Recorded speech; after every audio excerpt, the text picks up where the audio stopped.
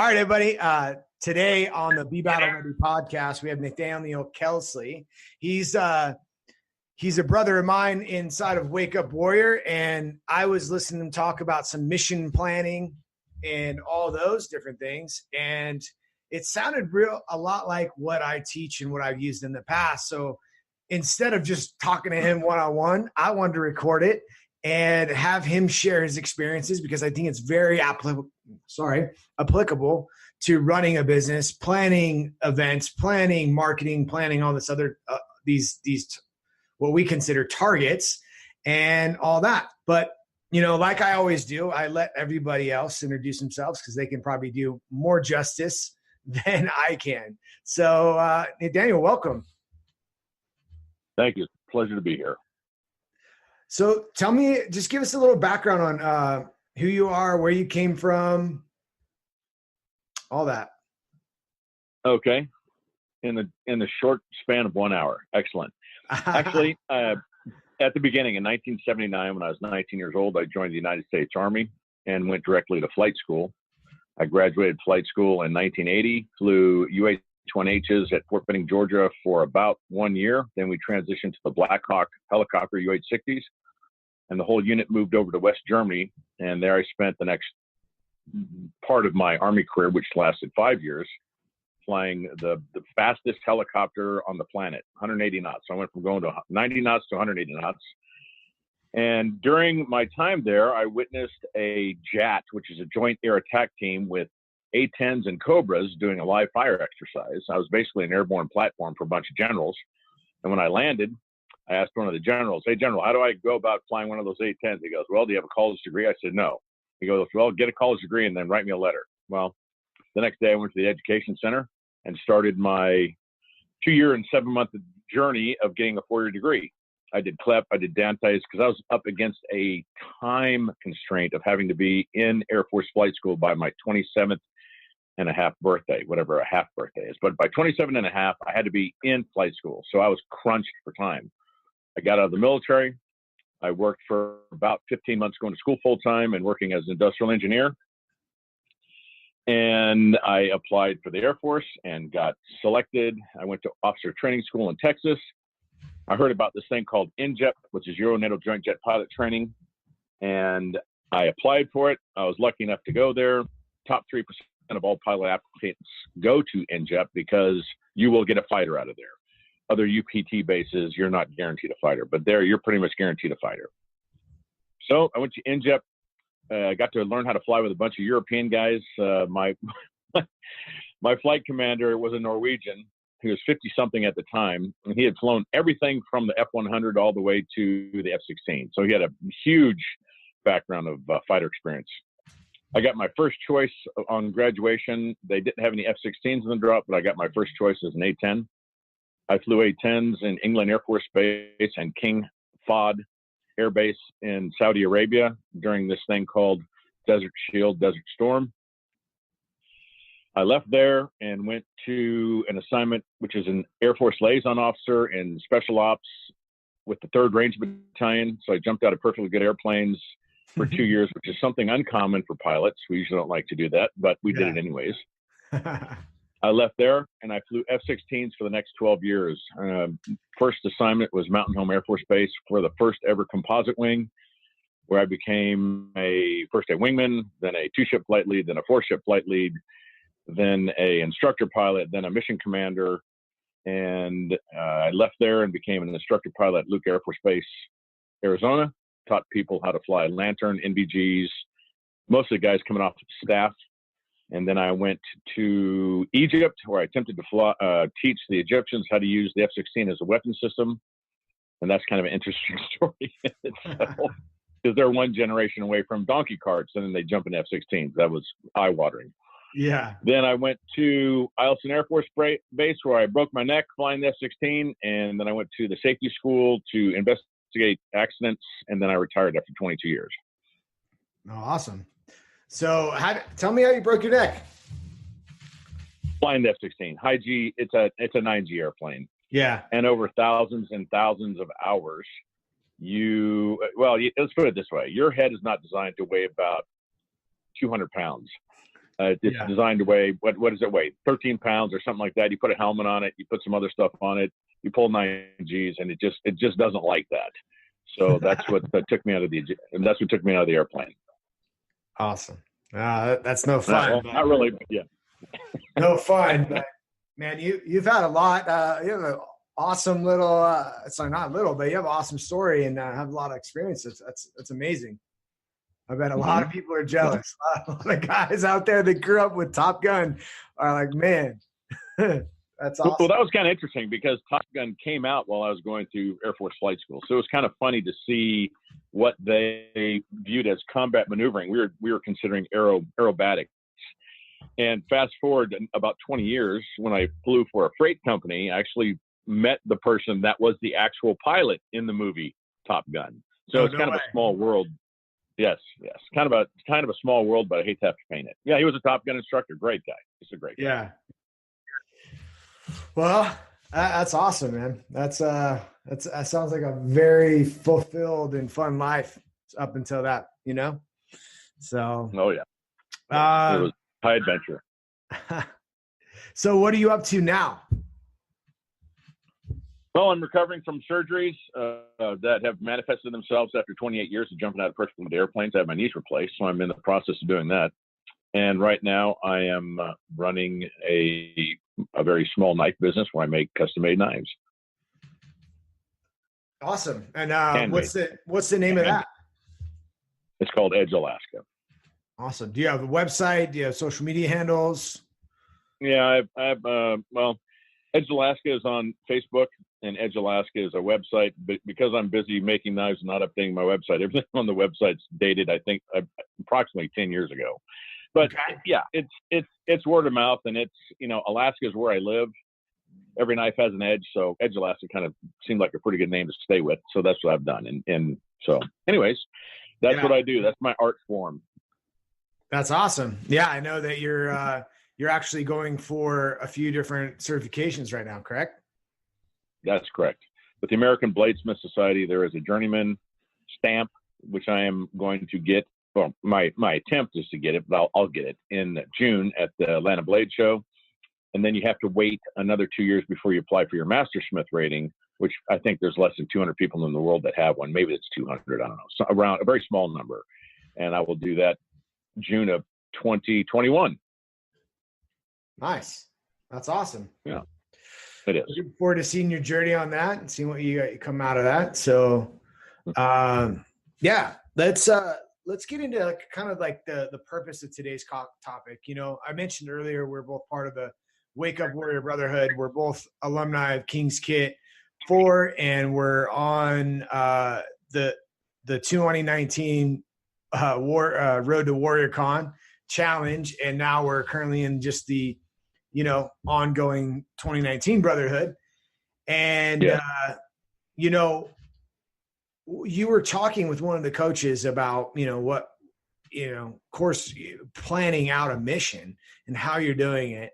And, it really popped in because, I used to run a CrossFit gym, and, we used to run a lot of events each quarter and, have initiatives, releasing new apparel, all these different things.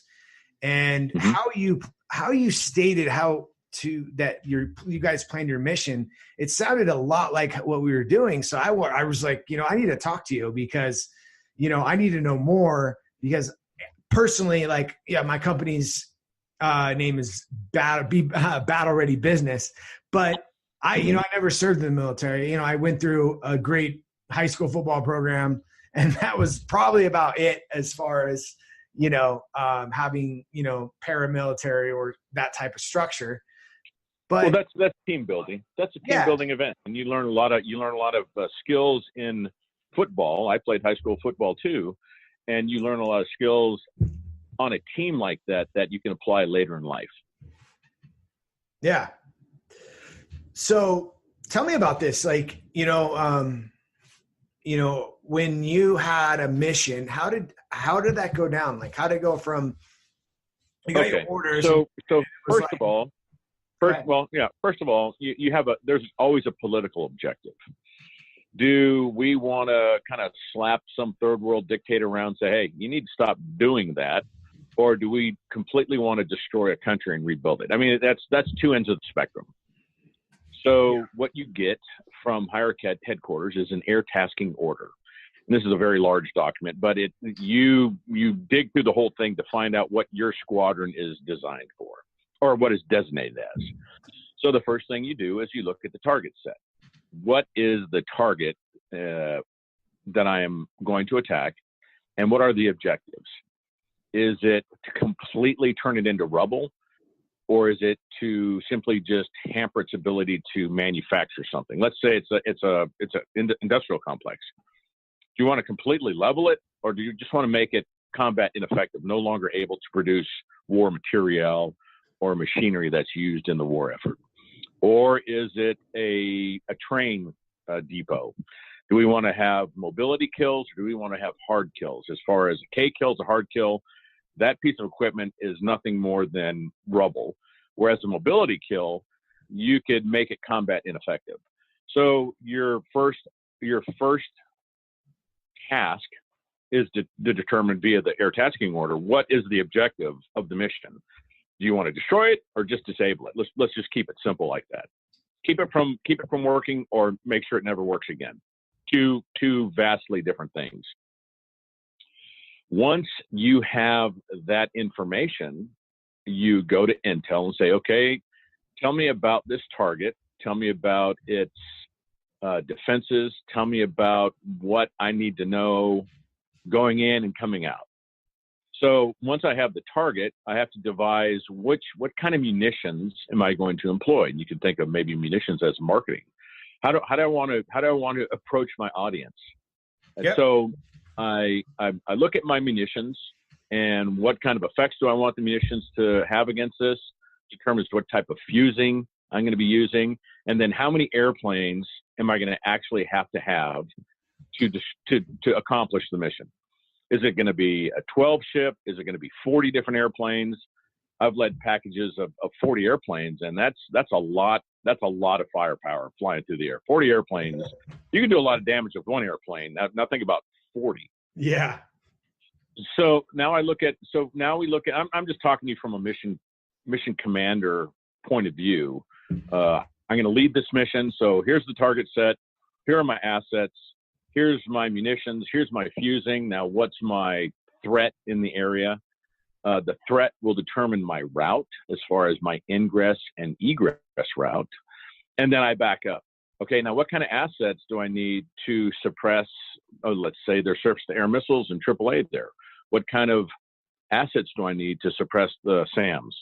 So now I have some HARM shooters, HARM is a missile, high-speed anti-radiation missile. Do I have HARM shooters in the package? Yes, no. Do I have EC jammers, electronic warfare jammers? Yes, no. And all of these things combined allows me to tailor this mission to this target. Of course, I want to go in with everything I can. I want to go in with jammers.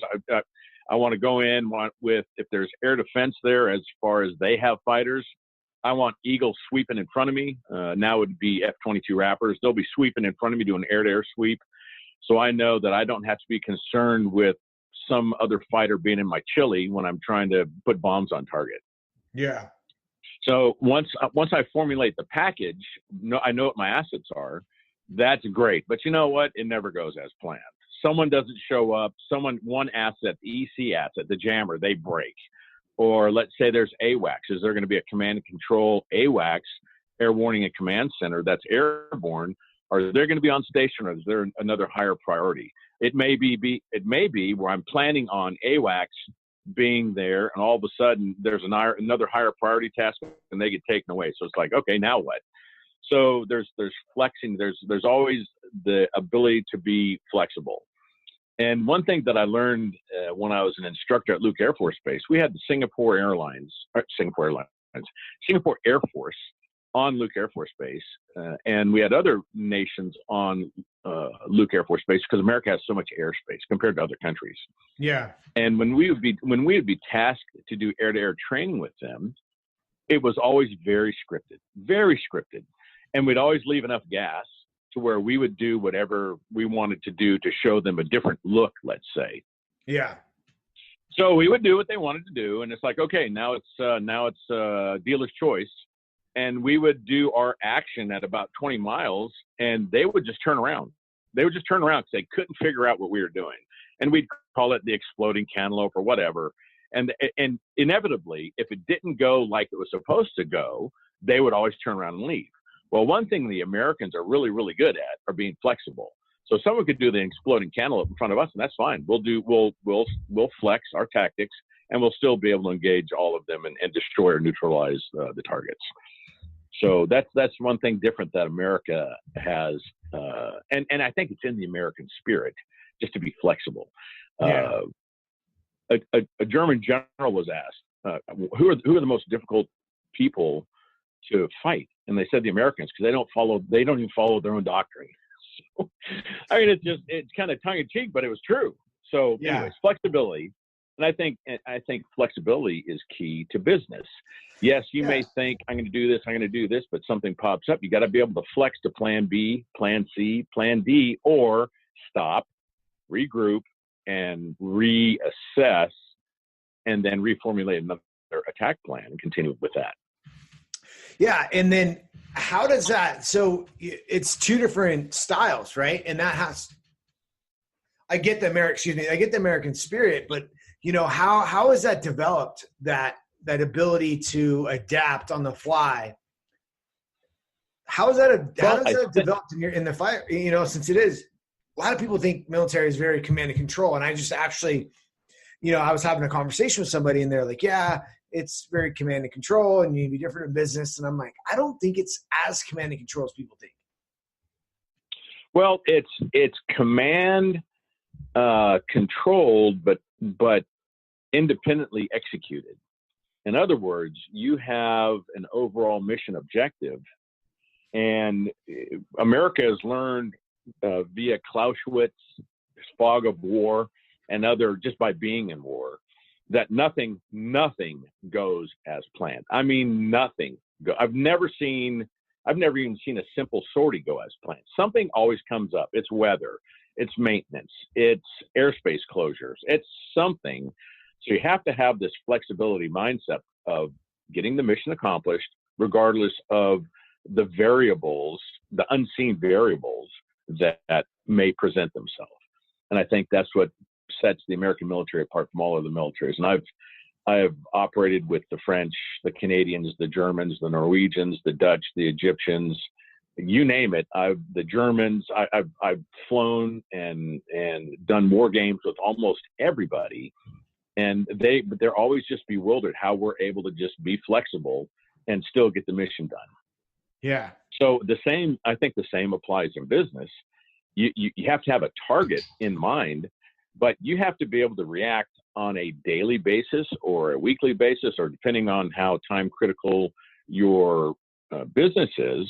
It might be by the hour. You might have to be able to do something by the hour because something changed, and now you have to flex to that and still get the product or service delivered. Yeah, absolutely. I mean, and you were talking about this, and it's like you were talking about how America has been in war and all this other stuff, and it's a very big takeaway for business owners to just get out there and do it, like be in the fight, right?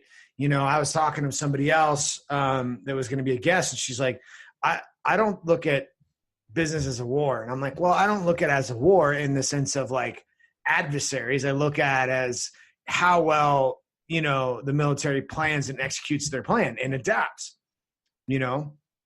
and like you were saying, your air assault, right? You're talking about an air mission planning and you're like, well, that's marketing. I'm like, exactly. That's what I call one of my modules. And it's like, it's this, you've got all these assets and you deploy them and you're kind of changing the hearts and minds of people you're going with. So, but yeah. Right. And you will deploy a munition, say a marketing shtick, and then you're going to say, or maybe you'll do a beta or a two tiered approach, and you're going to determine which one works the best. Are you going to keep pumping money into something that doesn't work? No. You're going to go, you know what? I'm going to do this trial and this trial simultaneously, and I'm going to assess within a day and then maybe within 48 hours which one's getting traction. And if one's getting traction and the other isn't, well, we're not going to continue to put any effort into the one that's not getting any traction. That's just insanity. Yeah, absolutely. Absolutely. Well, awesome. So when you, in relating to business, like what do you think when you hear being battle ready? Like what's the first thing that comes to mind? Well, it's kind of hard not to put myself in the seat of a F-16, but battle ready means being prepared. Battle ready means knowing, what is your objective? Or is it, like in the Brotherhood, when Garrett talks to people and asks them, what do you want? Most people just have no idea. Well, I want a lot of money. Okay. That doesn't mean anything. If they said, you know what, I want to make $150,000 a year, that's realistic. That's tangible. But if you can't measure it, you can't manage it. So that's a quote. That's kind of a mantra I've learned recently. If you can't measure it, and that's with core 4. If you can't measure it, you can't monitor it, or you can't manage it. That specific thing, that's one thing I teach a lot of, that was taught to me very early on. One of my first business coaches was gave me a daily numbers spreadsheet, and I was responsible for filling out my income numbers, my marketing numbers, my sales numbers on a daily basis. And a lot of people think, well, that's kind of a like overkill. And I was like, you know what? No. I could look at people's numbers, and I could look at from what's your sales booking rate, your lead rate, your from your leads to your actual appointment show up, and figure out what's wrong with your business and what needs to fit within that process. Right. So whatever you can measure, you can manage, and it's beautiful. It's a beautiful thing.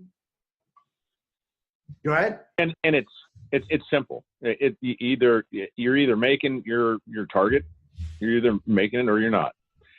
And that when you're dealing with fluffy things, you can't do the feel good. That's why math is important. Looking at your bank account, are you winning or are you breaking even or are you losing? It's factual, and that's one thing. One of the big takeaways from Warrior is let's look at the facts without emotion, and you have to know where you're starting to get to where you want to go. Absolutely. Oh, and you know what? I'm sitting here in the office, which is kind of funny. I failed to mention, I'm also part of a app called First Time Parent Magazine, and it's designed for first time parents. And I saw one of your posts. You have like a 1-year-old or maybe a 14-year-old. I'm sorry, 1-year-old or 14-month-old, something like that. I have a 3. And, you're our target market. Awesome. I have to check it out. I have I have a 3-year-old and an 18-month-old. So right. We're okay. 18 months. We're they're pretty close to being like twins. I mean, I know they're a little apart, but they're actually just getting to that point where they're playing with each other and hanging out with each other. My oldest is actually a late talker and, has some sensory, issues. So he's super smart, but it just has little things that are a little off with him. But he's starting to play with his brother, and his brother's getting to that point where they're playing together. So it's awesome. So I get it. I have 5 kids. I get it. Yeah. Well, awesome. Okay, back to the battle ready business. Right. So the other thing, a lot of people that I've talked to, they don't even have a plan B, much less a plan C. And I think that's one thing that makes the United States military quite effective, because they'll always go in with 3 or 4 options. If this doesn't work, then we'll do this. If that doesn't work, we'll do this. If this doesn't work, we'll do this. If none of them work, guess what? We'll go away, come back when things are more like we expect them to be. And we had a saying in the Ranger Battalion: if it doesn't look right, doesn't feel right, abort the mission. And that's anybody. That's anybody looking at something or feeling something. Now, that's kind of funny, thinking if it doesn't look right, doesn't feel right. That's the hair on the back of your neck saying this does not feel right. And in Warrior, we call that the voice. but Special Ops uses that. I mean, religiously. Doesn't look right, doesn't feel right, abort the mission. And we did the same thing in fighters. We just didn't have a name for it. And we had names for like situational awareness, which we called SA. It's situational awareness. And the funny thing about situational awareness in a fighter, when you have 1,000 knots of closure on somebody, is you don't know you lost it until you get it back. Yeah. I mean, I think more than anything that throughout what I've listened to, the voice, my gut, all that, those innate things that are inside of you, I've done a lot better in that. I've had more success in those situations than anything else. Yes. Missing it. So. Yes. Or overthinking it. Yeah, absolutely. So, but like most people in business, the hardest thing to do usually is action. Do something. And guess what? And the other model or the other mantra I've kind of learned I learned with Warrior is instead of win-lose, it's win-learn. Nobody kicks their first soccer ball at the FIFA World Cup. Nobody throws their first football in the Super Bowl. Nobody does that. So you have to have reps. You got to have the reps, and the reps sometimes involve falling down and getting up. Let me tell you something. I didn't get to be an instructor pilot in F-16, and oh, by the way, I was a evaluator pilot. So I would evaluate everybody. I'd evaluate the wing commander, who's a colonel, and I'm a captain. Flying around in my jet, chasing him, doing his thing. And, we're having some very, very sophisticated mission tasks and accomplishments that needed to be taken care of for him to have a successful check ride. But my briefing to him was, don't hit me, don't hit the ground, and don't run us out of gas. Because gas in a fighter is not something you have a whole lot of. So you think about it, the super sophisticated piece of equipment, and that's my rules. Pretty simple.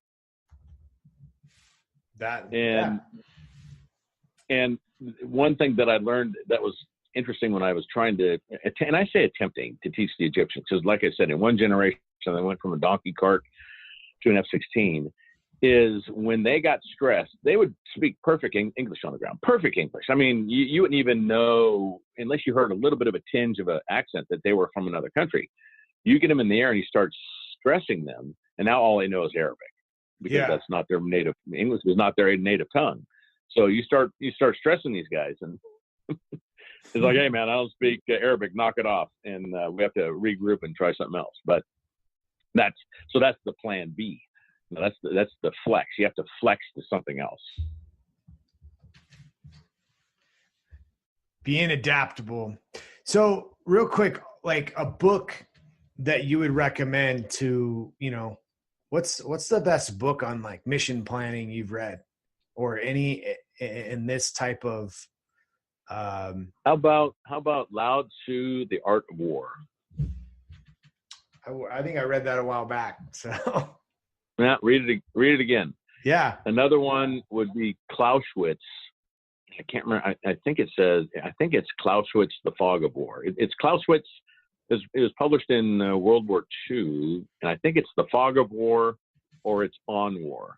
And Clausewitz was a very, very heavy thinker and philosopher when it comes to battling. He did a lot of historical research, let's say, but that was mandatory reading for one of our professional schools that we went to as officers. Those are the two that jump to mind. Awesome.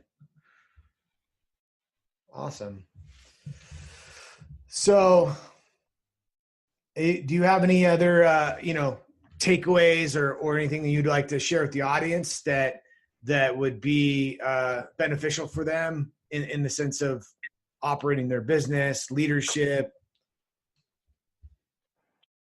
Well, I'll say this about leaders. Leaders don't ask their followers to do anything that they're not willing to do themselves. And what you do screams so loudly, no one hears what you're saying.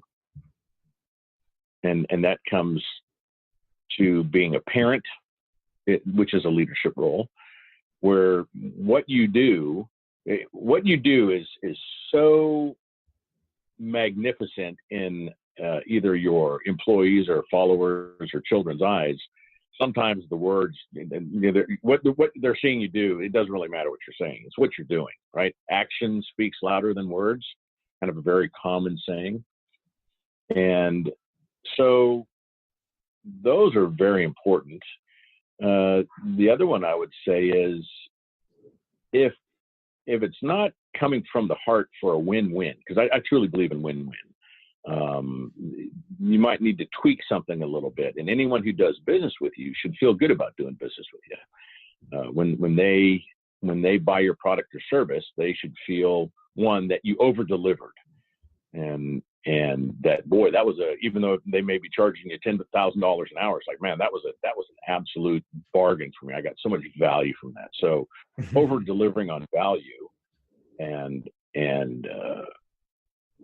that's another big one, because not everyone, many people are in for the quick buck. I mean, that's why so many people went to China to start manufacturing things. I mean, that's in Walmart in the very beginning. Walmart sold nothing but American-made products. And then when Sam Walton died, his children decided that they could make a lot more money by having everything made in China. And, well, we all know what most Chinese products are like. They're useful temporarily, and they're disposable for the most part. And I'll caveat that with maybe most things that are made in the Republic of China, i.e. Taiwan, are of higher quality because they are very, very westernized. Yeah. And their manufacturing is much, much better than mainland China. And I've spent a lot of time in both places, having traveled extensively internationally for 13 years. It was apparent which one was in it for the buck and which one was in it for a name brand reputation. So don't cut corners. I mean, here's another one is, my grandpa told me, you might not be able to afford the best, but afford the best you can buy, because it may sting when you buy it, but it's going to last you as long as you need it to. But if you think you're saving money by buying something cheap, you're wrong, because you'll probably wind up buying 3 or 4 or 5 of the same items when one quality item would have done the job as long as you need it to. So don't be short-sighted when it comes to either making a product and delivering a product or buying a product. Yeah, you might be able to save some money, but what are you really saving? And I'll take that to what I do now as far as knives. Yeah, custom knives are expensive, but when you're out in the bush in Alaska and you go to take out your tool, sometimes referred to as a knife, and it doesn't hold an edge or it breaks on you, now what? Well, you saved a lot of money, but guess what? Now you're kind of in the bind because you don't have something. You don't have something that, one, you're counting on using, and two, you may have to rely on. Now, how much is that $100 or $200 difference worth to you now? Yeah, I mean, so my mom was very big on like buying the off-brand things. It was something that would drive me crazy. And I was more like my dad, where the quality was more important than, being able to buy more of, lesser inferior products. So absolutely. And that's what China has made billions of. And I'm not saying China doesn't have good products. I mean, for instance, I hunt, and Quiyu is a very, very good brand, and most of their stuff is made in China, but it's so tightly controlled. It's like an ISO 9000 company. In China, which there's very few, but the quality is there, and the manufacturing process is, I mean, uptight and out of sight. We need to stamp out as many of these things as we can. So with your business owners, always try to up the quality. And a comment I've seen before that I've heard a person say is, move the free line. Give your clients more than they expect, give them more value, or give them more than they actually think they're purchasing. And we all know marketing works, but the best marketing is someone telling someone else, hey, I bought this thing, and dude, buy one. Nothing is as powerful as that. I don't think, anyways, not yet, as in word of mouth. Yeah, absolutely.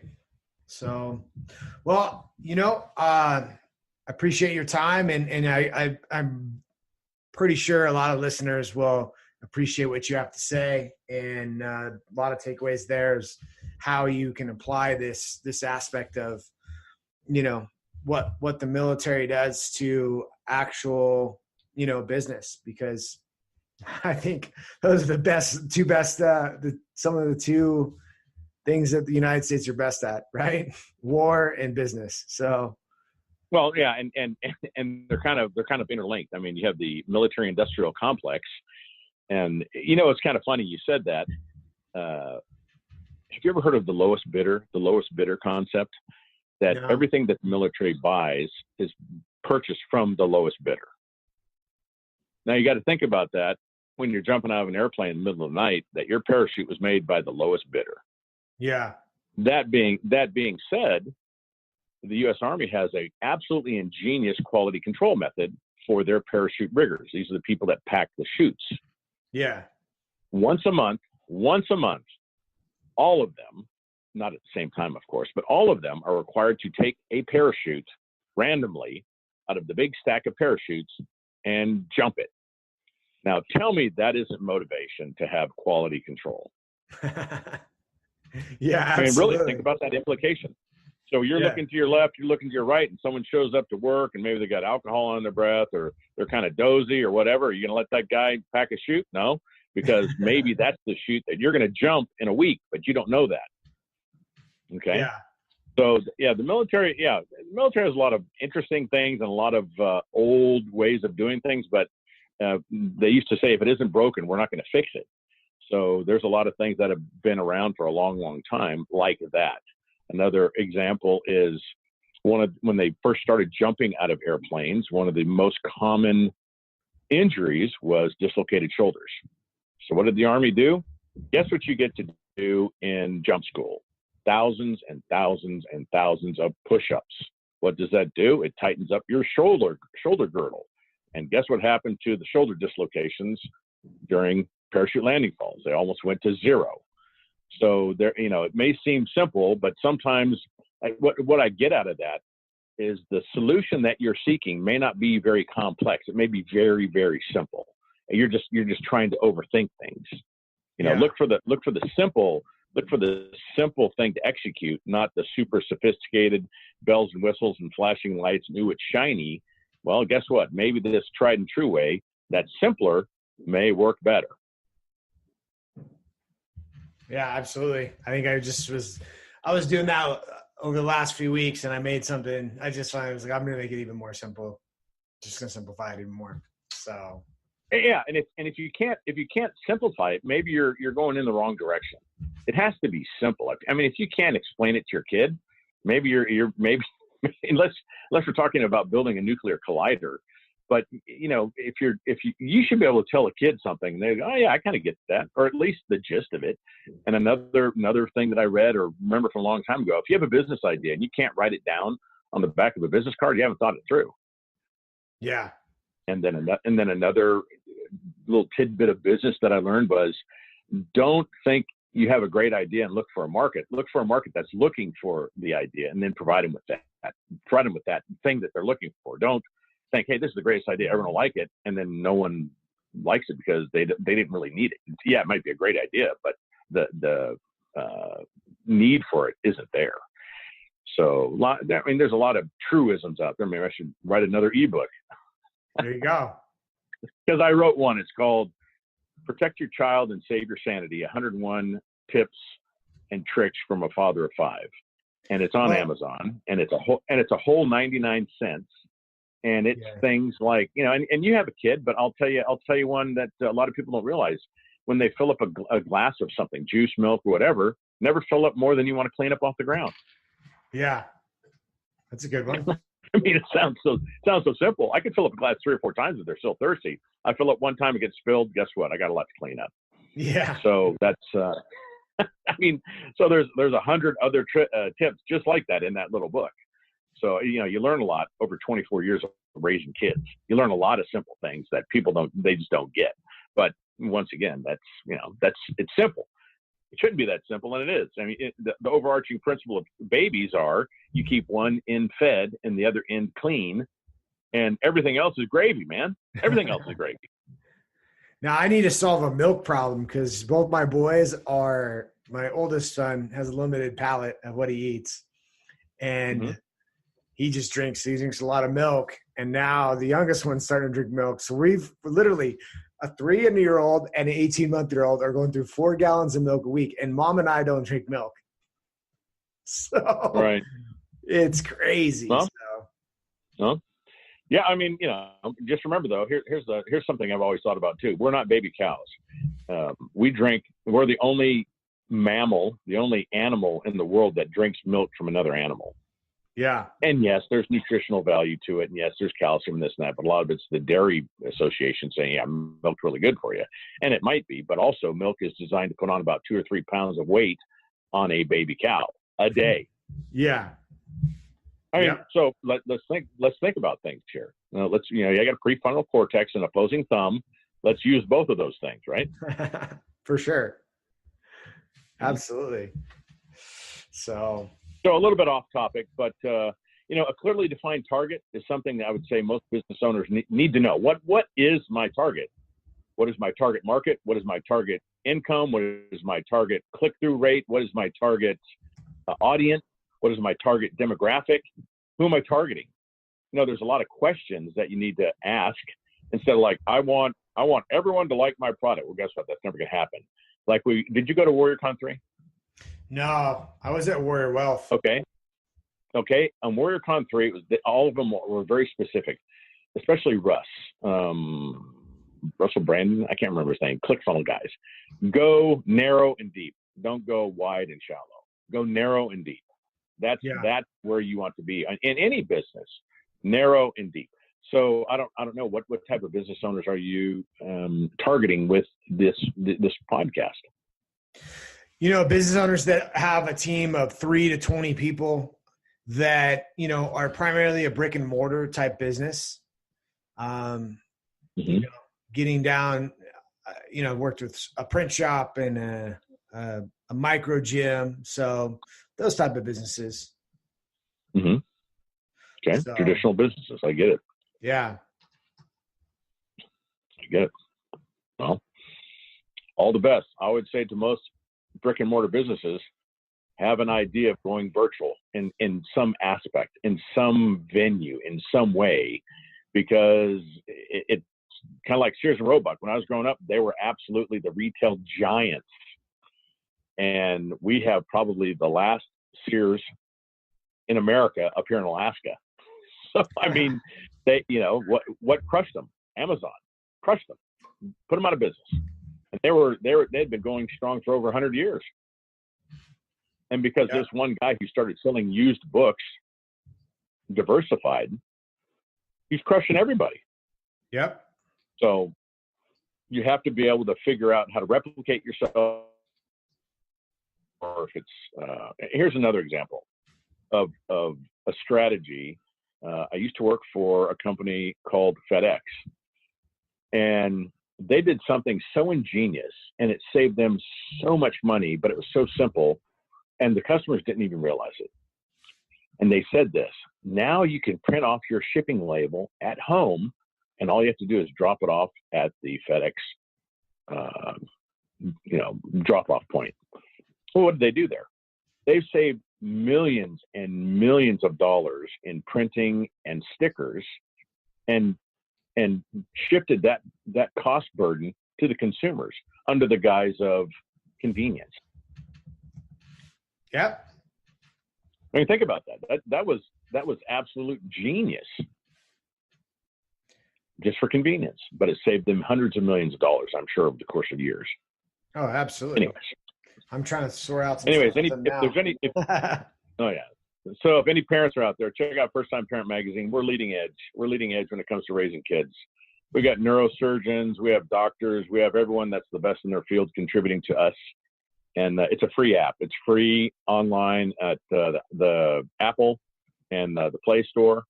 And it's nothing but information you can use to make raising kids better. And I'll tell you what's funny is you could read our monthly publication, and in a couple months you'll see the same thing in Parent Magazine or the other big heavy hitters. So give that a look. And I'd encourage you to do that the same. Yeah, absolutely. It's really good information. Yeah, we'll include links to your book and your app. You know, good app. First time parent, man. It's a big one. Yeah, that's a good one. Powerful. Let's put it this way: it's powerful. Yeah, we'll do that, and I'll check it out myself. So. Very good. All right, sir. Well, I really am completely appreciative of you giving me your time and your gift, for today. Well, I appreciate that. If I could help again, please let me know. Absolutely. So, all right. We'll talk to you soon. All right. So long. All right, bye-bye.